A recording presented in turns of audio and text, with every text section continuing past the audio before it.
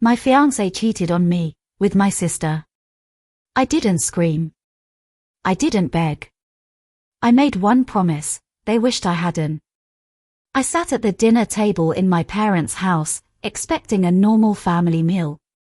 The dining room smelled like roasted chicken and fresh bread, the same comfort food my mother Maribel always made for Sunday dinners. She had set the table with her best plates, the expensive set with gold trim that only came out for special occasions. My father Cedric sat at the head of the table looking uncomfortable, his fingers drumming against the wooden armrest of his chair. My sister Elise kept glancing at my fiancé Rowan with this strange, nervous energy that made my stomach twist. Something felt wrong. The air was too thick, too quiet, too careful. Then Rowan stood up. He cleared his throat and reached for Elise's hand, pulling her to her feet beside him. My heart stopped beating. Time seemed to slow down as I watched their fingers intertwine. "We have an announcement," he said, his voice steady but his eyes avoiding mine completely. "Elise and I have fallen in love. We didn't plan this. It just happened. We're together now." 7 years of my life vanished in one sentence. The room went completely silent. Nobody moved. Nobody spoke. I sat there frozen, staring at their joined hands like they were something alien and impossible. This was the man I had been with since I was 22 years old. The man who had proposed to me on a beach in Greece last summer with tears in his eyes, promising me forever. The man who slept in my bed every night, who knew how I took my coffee, who had memorized every scar and freckle on my body. And now he was holding my sister's hand and calling it love. Nobody gasped. Nobody protested. My parents sat frozen, staring at their plates like the pattern on the china was suddenly the most fascinating thing in the world. My mother's face was pale but not surprised. My father wouldn't even look up. That silence told me everything I needed to know. They already knew. They had known for weeks, maybe months, and nobody had warned me. Nobody had pulled me aside and said, "Aurelia, you need to know something." They had all protected this secret while I walked around planning a wedding that would never happen. I looked at Rowan, really looked at him, and suddenly saw our entire relationship with different eyes. I had supported him emotionally and financially through everything. When we met, he was a struggling graduate student with big dreams but no money and no connections. I was the one who paid for dinners when he couldn't afford them. I was the one who helped him with his thesis, editing his papers late into the night while he slept on my couch. I was the one who introduced him to every important contact I had, opening doors that would have stayed closed forever without my family name. Valecroft. That name meant something in our city. It opened boardrooms and country clubs and investment opportunities. And I had given him access to all of it. I had helped him secure his career at a consulting firm by recommending him personally to the CEO. I had vouched for his character, his intelligence, his potential. I had postponed my own business plans, my own dreams of expanding Valecroft and Company holdings into new markets, because Rowan said we needed to focus on our future together. Build his career first, he said. Then we would build mine. Together. But there was no together anymore. There was only them. Rowan and Elise. My fiancé and my sister. The two people who were supposed to love me most in this world had chosen each other instead. I felt something cold and sharp settle in my chest, pushing out the shock and hurt. It was clarity. Pure, absolute clarity. I didn't scream. I didn't cry. Instead, I smiled. Not a happy smile, but a calm, cold smile that made Rowan's confident expression flicker with uncertainty. His hand tightened around Elise. "Congratulations," I said softly, my voice perfectly steady. I stood up from the table, smoothing down my dress with careful, deliberate movements. I picked up my purse, pushed in my chair, and walked toward the door with my head held high. Behind me, I heard my mother whisper urgently to my father. I heard Elise let out a breath she had been holding. But I didn't turn around. I kept walking, my heels clicking against the hardwood floor with each step. Because I had just made a decision that would change everything. I just wasn't going to tell them what it was yet. For the next 3 days, I didn't contact anyone. I didn't answer phone calls or respond to text messages. I stayed in my apartment, the beautiful 2-bedroom place in the downtown district that I owned outright, and I let myself remember. I thought about every warning sign I had ignored over the past year. Elise had always watched me too closely, studying me like I was a puzzle she needed to solve. She copied the way I dressed, showing up to family events in outfits that looked suspiciously similar to ones I had worn the week before. She styled her hair the same way I did, even though it didn't suit her face shape.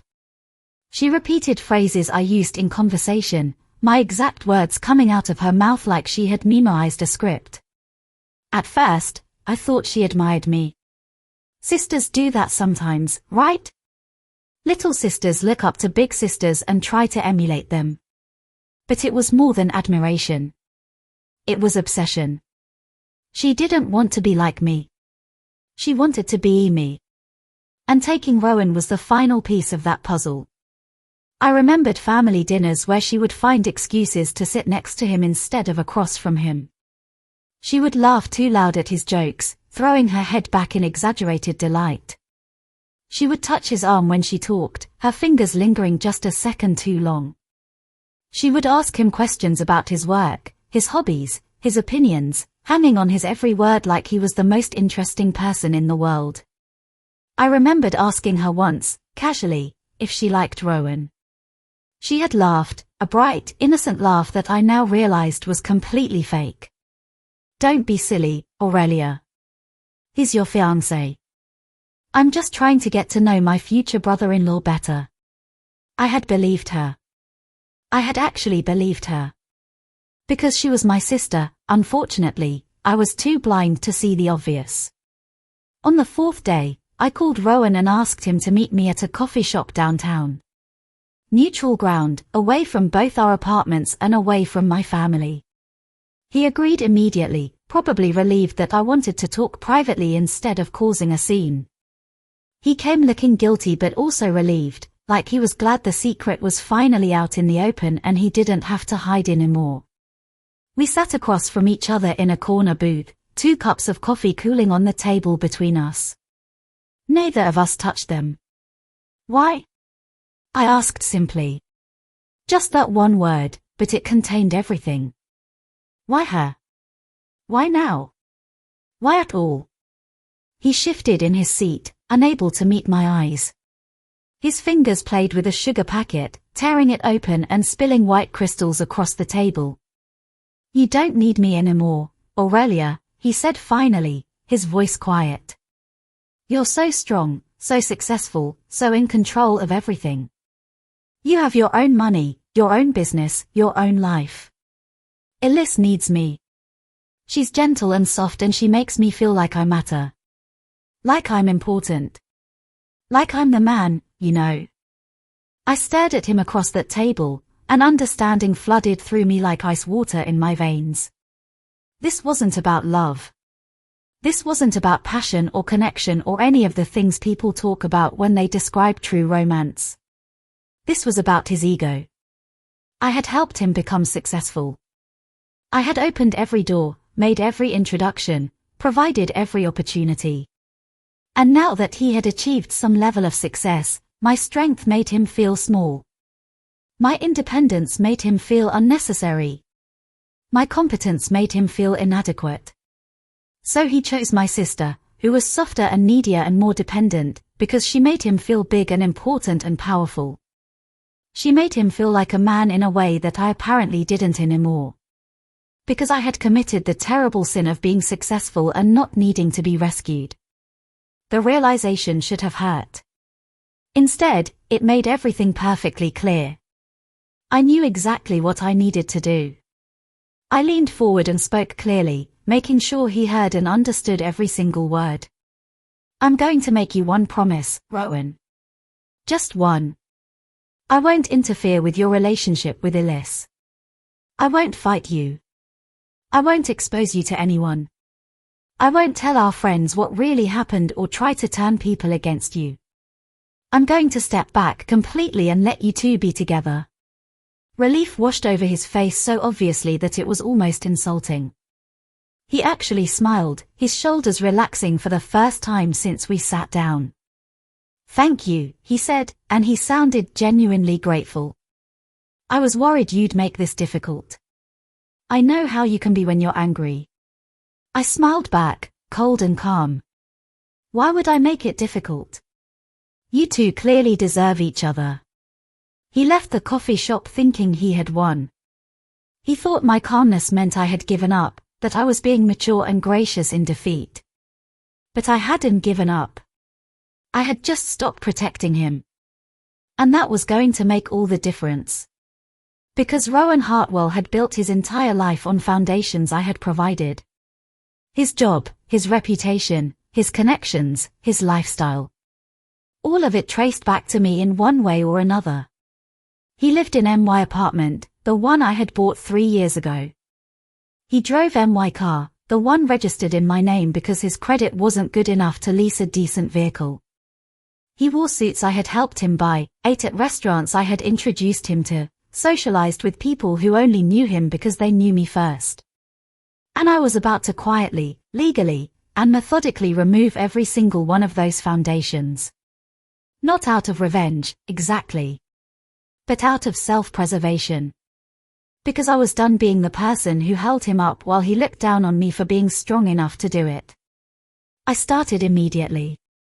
The same day I met Rowan at the coffee shop, I called my lawyer. Jonathan Curring, a calm and precise man in his 50s who had handled my family's business and personal legal matters for years. He never asked unnecessary questions and he never judged. He simply listened and then made things happen. Jonathan, I need to untangle my finances from Rowan Hartwell completely, I told him over the phone. Everything. Every account, every asset, every connection. I want him removed from anything that has my name on it. And I need it done quietly, legally, and immediately. Jonathan didn't ask why. He didn't offer sympathy or advice. He simply said, I'll have preliminary paperwork ready by tomorrow morning, and got to work. Within a week, the transformation was complete. I had removed Rowan as a co-signer on every investment account we had opened together. I transferred all shared assets into my name alone. The apartment he lived in. Mine. The car he drove to work every day. Mine. The business credit card he used for client dinners and travel expenses. Cancelled. I ended all professional endorsements I had given him over the years. I sent polite emails to contacts I had introduced him to, mentioning that I would no longer be vouching for his work. I updated access privileges at Valecroft and Company Holdings, removing his name from the list of approved consultants and partners. Every connection between us was severed. Every thread that tied his success to my support was cut. All of it documented with dates and signatures and legal paperwork that would hold up in any court. All of it completely legal. And all of it invisible to him. Because Rowan didn't pay attention to details like bank accounts and insurance policies and business contracts. He had always left those boring tasks to me. Meanwhile, Rowan and Ellis were living their best life. At least that's what their social media accounts said. They posted pictures constantly. Romantic dinners at expensive restaurants. Weekend trips to beach resorts and mountain cabins. Smiling selfies with captions about true love and fresh starts and finding happiness when you least expect it. Ellis wrote long, flowing posts about following your heart and not letting society's rules hold you back from real connection. People commented with heart emojis and congratulations. Some of my old friends, people I had known for years, even liked their posts. That hurt. I won't pretend it didn't. Every notification felt like a small knife between my ribs. But I also knew something they didn't know. The spotlight they were shining on themselves, the attention they were demanding from everyone around them, was about to reveal cracks they didn't know existed. Because people who build their happiness on betrayal never build anything that lasts. They just don't know it yet. The foundation is rotten from the start. It just takes time for everyone else to smell the decay. So I waited. I watched their posts and I said nothing. I went to work every day at Vailcroft & Co. Holdings and I focused on my own projects, the ones I had postponed for years while I helped Rowan build his career. I had lunch with friends who asked carefully how I was doing. I smiled and said I was fine, that I was moving on, that I wished them well. And I meant it. I did wish them well. I wished them exactly what they deserved. Then came the contract. The one that changed everything. Rowan had been negotiating a major consulting deal with a tech company for months, long before he left me for Ellis. It was his biggest potential client yet, worth hundreds of thousands of dollars. The company was developing new software for financial services and they needed consultants who understood both technology and investment banking. Rowan had positioned himself as exactly that kind of expert. He had spent weeks in meetings, making presentations, answering questions, convincing them he was the right person for the job. When they finally agreed to hire him, when the contract was drafted and ready to sign, he signed it using credentials that listed him as a senior partner at Vailcroft & Company Holdings. There was just one problem with that. He wasn't a senior partner anymore. He wasn't a partner at all. I had revoked that authorization 3 weeks earlier, the same week I had called Jonathan and started untangling our lives. The company had simply never updated their records because nobody thought to check. Why would they? Rowan had been listed as a partner for years. The contract he signed was based on a position he no longer held, credentials he no longer had, authority he no longer possessed. If you have watched to this point, please like and subscribe. It wasn't fraud, exactly. Rowan hadn't deliberately lied. He probably didn't even know his partnership status had changed. But it was a mistake. A massive, expensive, career-ending mistake. And I had the documentation to prove exactly when his authorization ended and exactly when he signed that contract. 3 weeks apart. I didn't report the problem. I didn't call the tech company or send anonymous letters or do anything dramatic. I didn't need to. I just waited. Because companies that pay hundreds of thousands of dollars for consulting services do something very important before they finalize contracts. They verify credentials. They check references. They confirm that the people they're hiring actually have the qualifications and positions they claim to have. It's standard procedure. It's basic due diligence. And when they did that verification for Rowan Hartwell, they were going to find something very interesting. A discrepancy. A gap between what the contract said and what the reality was. 3 days later, the tech company's legal team discovered the problem. They sent a formal letter to Vailcroft & Company Holdings asking to confirm Rowan Hartwell's current partnership status and scope of authority. My father, as the company president, received the letter. He came to my office with it, his face confused and concerned. Aurelia, do you know anything about this? I looked at the letter calmly. Rowan's authorization was revoked last month. He's not affiliated with the firm anymore. You'll need to tell them that, I said. My father stared at me. But his contract with them is invalid, I finished quietly. He represented himself as a partner when he wasn't. That's a material misrepresentation. My father had to respond truthfully. He had no choice. Rowan Hartwell was not currently affiliated with Vailcroft & Company Holdings in any capacity. The partnership had been terminated. The authority to use the company name had been revoked. The contract was based on false credentials. The deal collapsed immediately. Within days, the tech company sent Rowan a termination notice. No consulting work. No payment. And worse, they sent notices to other companies in their network, warning them about the credential issue. It's what businesses do to protect themselves. They share information about consultants who misrepresent their qualifications. Not publicly, not dramatically, just quiet professional warnings between companies.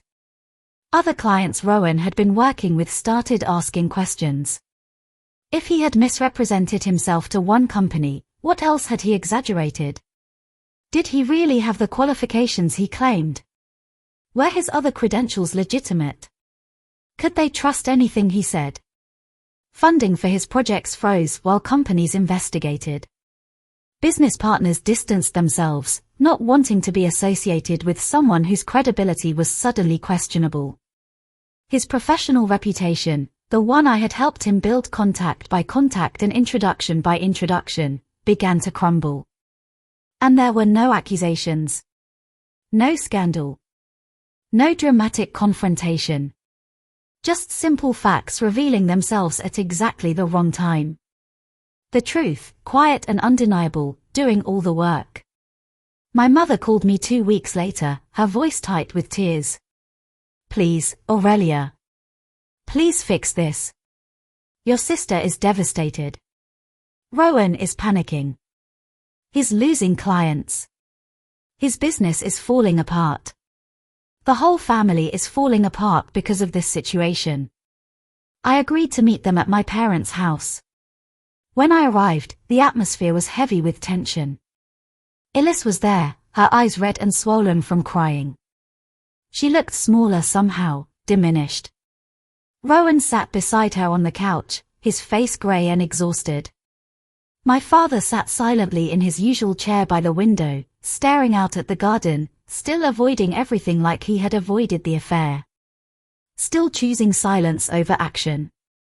My mother stood in the middle of the room, her hands twisting together anxiously. Did you do this?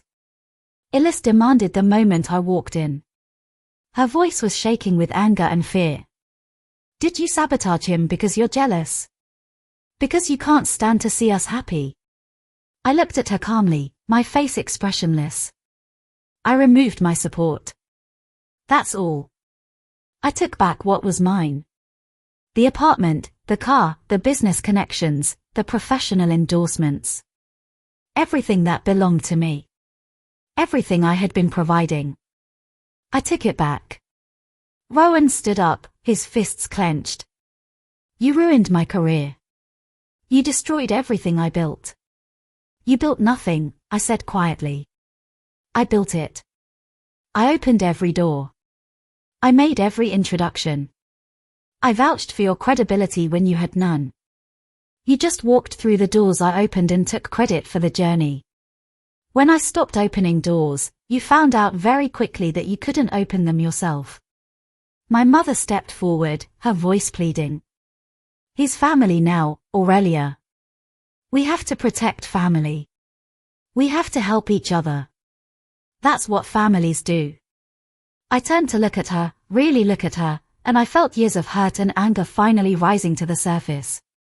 He stopped being my family when he chose her, I said, my voice perfectly steady despite the emotion churning inside me.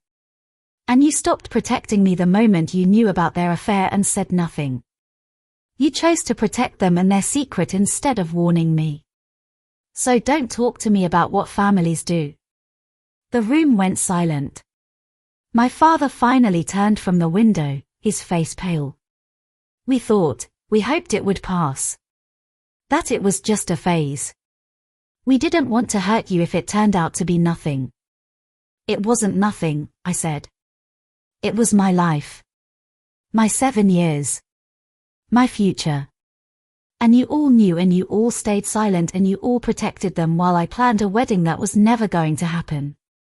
You chose their comfort over my right to know the truth. That's not what families do. That's what cowards do. Ellis started crying harder, her face buried in her hands. I loved him, she sobbed. I couldn't help it. You don't understand what it's like to want something so badly. You wanted my life, I said coldly. You wanted my fiancé, my success, my confidence, everything I had. You didn't love Rowan. You loved the idea of taking something that was mine. And now you have him. Congratulations. I hope he was worth it. I left that house and I didn't go back. Not for Sunday dinners, not for holidays, not for anything. I was done pretending we were a normal, loving family. We weren't. We were just people who shared DNA and a last name. The next few weeks were brutal for Rowan and Ellis. His consulting business collapsed completely. Every client he had left found reasons to terminate their contracts. His professional network disappeared. Nobody wanted to associate with someone who had misrepresented their credentials, even if it was technically accidental. The tech industry is small. People talk. Reputations matter. And Rowan's reputation was destroyed. Ellis lost too, though in different ways. She had imagined herself as the woman who won, who took her sister's successful fiancé and built a glamorous, enviable life. She had posted all those pictures and written all those captions about true love and happiness. But now she had a man with no job, no income, and a damaged reputation. The romantic dinners stopped. The weekend trips ended. The smiling selfies disappeared from social media. Their accounts went quiet. Friends who had congratulated them started unfollowing. People stopped liking their posts. The attention they had been getting, the validation they had been soaking up, dried up completely. Because nobody wants to follow a story about failure. My parents tried to help financially. They paid Rowan's rent for a few months and gave him money for expenses while he tried to rebuild. But even they couldn't fix the fundamental problem. Rowan's credibility was gone. His professional reputation was ruined. And in consulting, reputation is everything. Without it, you have nothing to sell. My mother called me every few weeks, begging me to reconsider, to help them, to fix what I had broken. But I hadn't broken anything. I had just stopped holding it together. There's a difference. Through it all, I said nothing publicly. I didn't post on social media or talk to mutual friends. I didn't give interviews or explain my side of the story. I didn't need to. The truth was doing all the work for me, spreading quietly through professional networks and family connections, revealing itself bit by bit. 3 months after that last family meeting, Rowan showed up at my office. My assistant called to warn me he was in the building. Jonathan Coing, who happened to be there for a meeting, tried to stop him at the door. But I said it was fine. I could give him 5 minutes. We sat across from each other in my conference room with its glass walls and city views. He looked like a completely different person from the confident man who had stood up at that dinner table. Tired. Broken. Lost. His suit was wrinkled. His eyes had dark circles. Did you plan this? He asked quietly, his voice hoarse. Did you plan my whole destruction from the beginning? I met his eyes directly. I planned my survival. That's all. I planned to protect myself and remove my support from someone who had betrayed me. Your choices did the rest. You built your career on my connections, my reputation, my support. You used my family's company name and my personal endorsements. When I stopped providing those things, everything collapsed because there was nothing real underneath. There was no actual foundation. It was all borrowed credibility. I didn't destroy you, Rowan, I continued, my voice calm and clear.